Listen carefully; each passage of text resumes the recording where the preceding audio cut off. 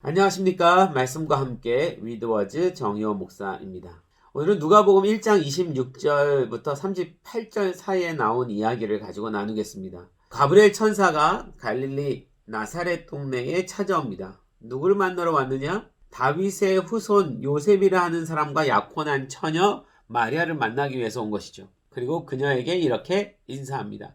은혜를 받은 자여 평안할지어다. 주께서 너와 함께 하시도다.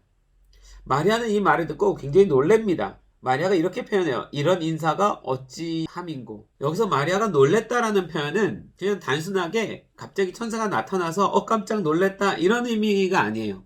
천사의 이야기를 듣고 가브리엘의 이야기를 듣고 그 말이 이해가 안 가서 놀랬다라는 의미입니다. 놀랬다라는 표현은 디아 타라소라는 단어로 디아 플러스 타라소 이 두 단어가 합쳐진 건데요. 신약성경 전체를 통해서 딱 한 번 여기서만 기록되어 있는 단어입니다. 그 뜻은 매우 당황하다, 혼란시키다 이런 의미입니다. 가브리엘은 분명 평안할지어다 라고 말했는데 마리아는 도리어 혼란에 빠져버린 거죠. 단순한 인사 같은데 마리아는 왜 당황스럽고 혼란했을까요? 은혜를 받은 자? 주께서 너와 함께 하신다? 이 말이 도대체 무슨 의미이기 때문에 마리아는 놀랬던 것인가요? 자, 여기 은혜라는 단어는 일반적으로 카리스라는 단어가 은혜이죠.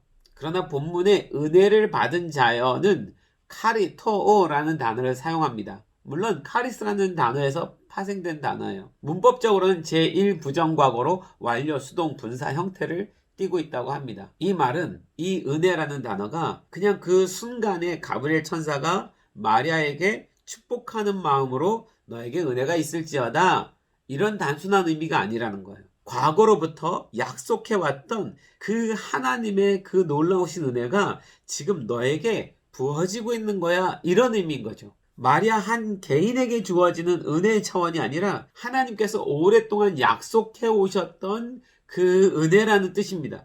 수많은 예언자들이 예언하고 있었던 그 약속된 은혜라는 거예요. 이스라엘 모든 민족이 기다리고 있었던 그 약속된 은혜라는 것입니다. 주께서 너와 함께 라는 말 또한 마리아에게 큰 충격인데요. 주께서 함께 하신다 라는 것은 항상 이스라엘 공동체를 향해서 쓰던 말이었는데 이 이스라엘 공동체를 향한 하나님의 이 언어를 지금 한 개인인 마리아에게 쓰고 있는 것이니까요. 그래서 마리아는 이 가브리엘이 말하는 이 인사말을 쉽게 받아들일 수가 없었던 것입니다. 계속해서 가브리엘 천사는 마리아에게 이야기합니다. 보라, 내가 잉태하여 아들을 낳으리니 그 이름을 예수라 하라. 그가 큰 자가 되고 지극히 높으신 이의 아들이라 일컬어질 것이요 주 하나님께서 그 조상 다윗의 왕위를 그에게 주시리니 영원히 야곱의 집을 왕으로 다스릴 것이며 그 나라가 무궁하리라. 마리아는 비로소 이 말을 듣고 무언가 이해가 되기 시작합니다. 지금 이 가브리엘이 자신에게 하고 있는 이야기는 이스라엘의 모든 백성들이 그 수천 년 동안 기다려왔던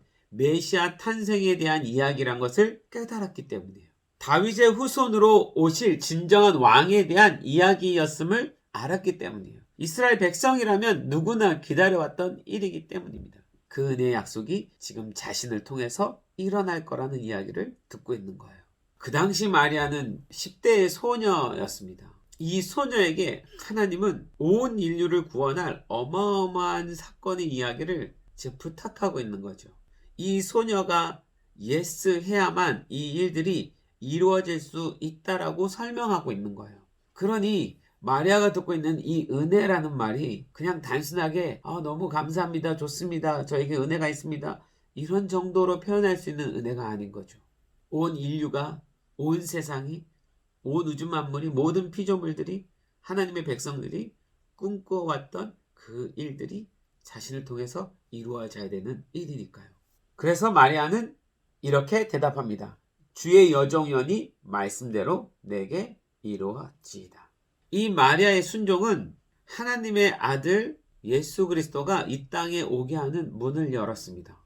하나님께서는 온 세상의 구원을 행하시는 그 놀라운 일들을 10대의 한 소녀에게 부탁하고 있는 거죠. 이 마리아가 예스 해야 이 일들이 이루어질 수 있는 것입니다. 사실 이 부분에서 가끔 이해가 좀 되진 않습니다. 하나님은 온 우주 만물의 창조자시고 그분이 모든 주권을 가지고 계신데 굳이 이 마리아라는 10대의 여인에게 부탁하시면서 네가 이것을 예스해 줄 수 있겠느냐? 라고 말씀하시는 하나님의 그 일하심이요. 제가 하나님이라면 저는 하나님의 그 주권을 가지고 그 일들이 이루어지게 할 것입니다. 누군가의 동의를 얻어서 그렇게 진행하지 않을 것 같아요. 근데 우리 하나님은 그렇지 않습니다. 그 마리아의 동의가 필요했습니다. 마리아의 순종이 필요했습니다. 주의 여종이오니 말씀대로 내게 이루어지이다. 이 말씀이 필요했던 것입니다. 그래야 비로소 그 순종함 가운데 예수 그리스도를 이 땅에 보내주실 수 있는 것이니까요. 하나님께서 스스로 구원할 능력이 없어서가 아닙니다. 당신의 백성과 맺은 언약 때문입니다. 하나님은 말씀에 순종하는 자들을 통해서 하나님의 일들을 이루어 가시기로 작정하셨기 때문입니다. 그래서 당신의 백성의 그 순종을 근거로만 모든 일들을 진행하실 수 있습니다. 자, 이것을 잘 설명하는 본문이 이제 로마서 6장 16절의 말씀인데요. 제가 현대어로 읽겠습니다. 사람은 누구나 자신이 섬길 주인을 스스로 선택할 수 있습니다. 가령 여러분은 죄를 주인으로 섬겨 죽음을 부를 수도 있고 순종의 종이 되어 의에 이를 수도 있습니다. 여러분 스스로가 자신을 바치는 바로 그 대상이 여러분의 주인이고 여러분은 그의 노예가 되는 것입니다. 무슨 이야기입니까? 이것은 우리가 그 하나님에게 순종할 때에 비로소 그 하나님의 종이 될 수 있고 그 하나님의 종이 되었을 때 바로 의에 이를 수 있다라는 이 말씀 때문입니다.